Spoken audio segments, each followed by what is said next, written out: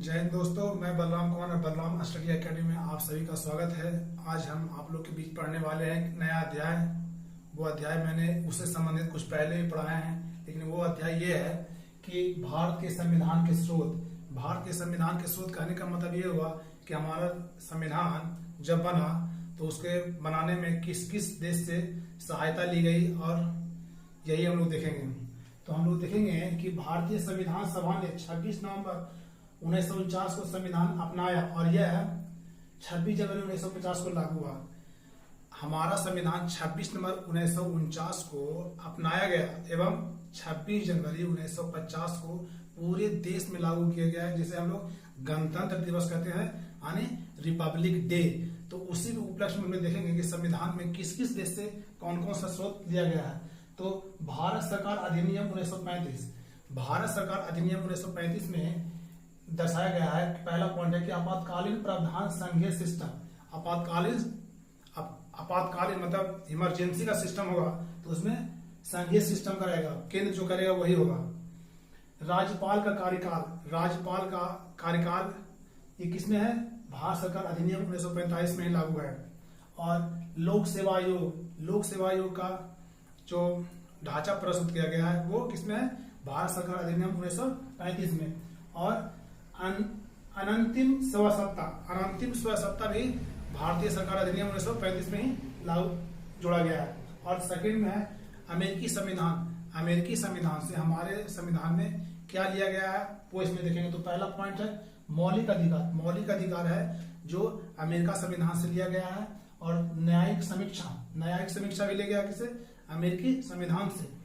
और अगला पॉइंट है उपराष्ट्रपति का अवधारणा। उपराष्ट्रपति का अवधारणा का मतलब क्या? उपराष्ट्रपति का चुनाव होगा तो किसमें भाई? अमेरिकी संविधान से लिया गया है। और राष्ट्रपति का महाभियोग, राष्ट्रपति पर अगर महाभियोग अगर हटाना है तो उसे महाभियोग लाकर हटाना है, तो ये किससे लिया गया है? अमेरिका के संविधान से लिया गया है।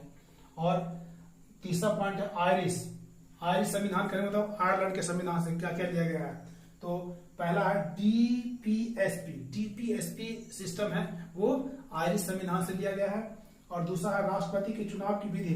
राष्ट्रपति के चुनाव की विधि में कौन कौन भाग लेगा, कौन कौन भाग नहीं लेगा, ये लिया गया है आयरिश संविधान से। और अगला है राज्यसभा के लिए सदस्यों का नामांकन। राज्यसभा के लिए सदस्यों का नामांकन की क्या प्रक्रिया है, क्या प्रक्रिया नहीं है, वो भी लिया गया है आयरिश संविधान से। और चौथा नंबर है यूएसएसआर संविधान। यूएसएसआर संविधान का मतलब क्या हुआ? Union of Soviet socialist republics. Union of Soviet socialist Republic, इस मतलब रूस मतलब पूरा पूरी कह सकते हैं सोवियत संघ। सोवियत संघ के संविधान से क्या लिया गया?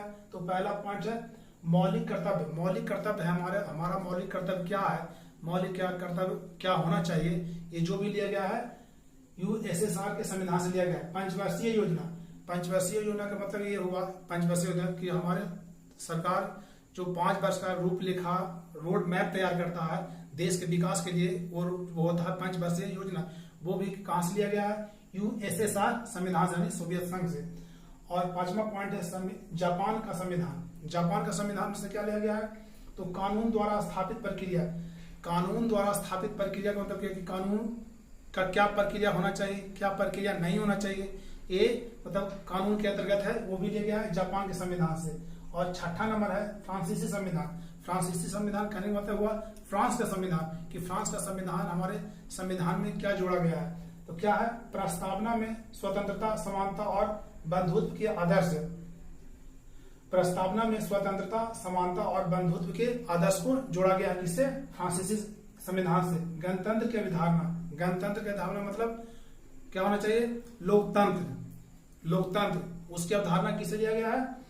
फ्रांसीसी संविधान से। और 7वां नंबर है दक्षिण अफ्रीका संविधान से। दक्षिण अफ्रीका के संविधान से हमारे संविधान में क्या जोड़ा गया है? तो देखेंगे कि संविधान संशोधन की प्रक्रिया, ये बहुत ही मुख्य पॉइंट है। संविधान संशोधन की प्रक्रिया वो लिया गया है दक्षिण अफ्रीका से। और 8 नंबर में ऑस्ट्रेलियाई संविधान। ऑस्ट्रेलिया के संविधान से क्या लिया गया है? तो ऑस्ट्रेलिया के संविधान से लिया गया मौलिक अधिकारों का निरस्तीकरण। मौलिक अधिकारों का निरस्तीकरण का मतलब हो कि समाप्त करना। तो समाप्त कब किया जाता है? आपातकाल इमरजेंसी स्थिति जब आएगा तो इसे केंद्र सरकार या संसद मिलकर इसे समाप्त कर सकता है। और दूसरा है संयुक्त बैठक। संयुक्त बैठक भी लिया गया किसे? ऑस्ट्रेलिया के संविधान से। और तीसरा है प्रस्तावना की भाषा। प्रस्तावना की भाषा क्या होना चाहिए, क्या नहीं होना चाहिए? तो प्रस्तावना की भाषा भी लिया गया है ऑस्ट्रेलियाई संविधान से।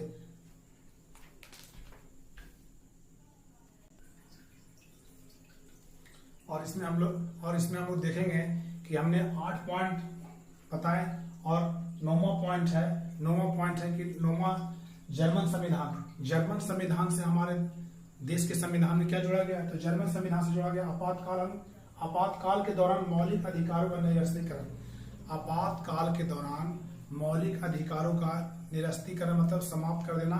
एक यहाँ के संविधान से है, जर्मनी के संविधान से हमारे संविधान में जोड़ा गया।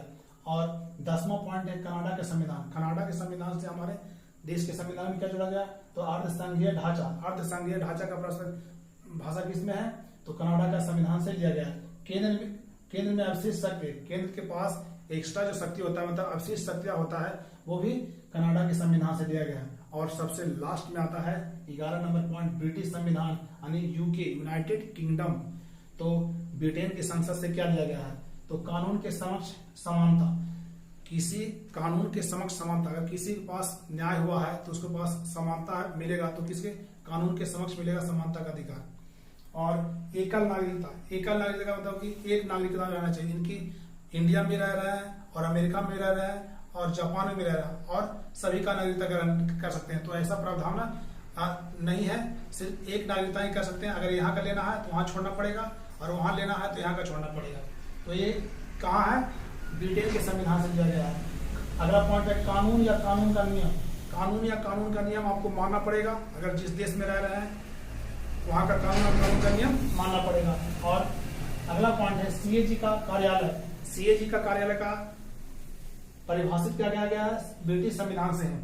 और सबसे लास्ट पॉइंट है सरकार का संसदीय स्वरूप। सरकार का संसदीय स्वरूप भी लिया गया है ब्रिटेन के संविधान से।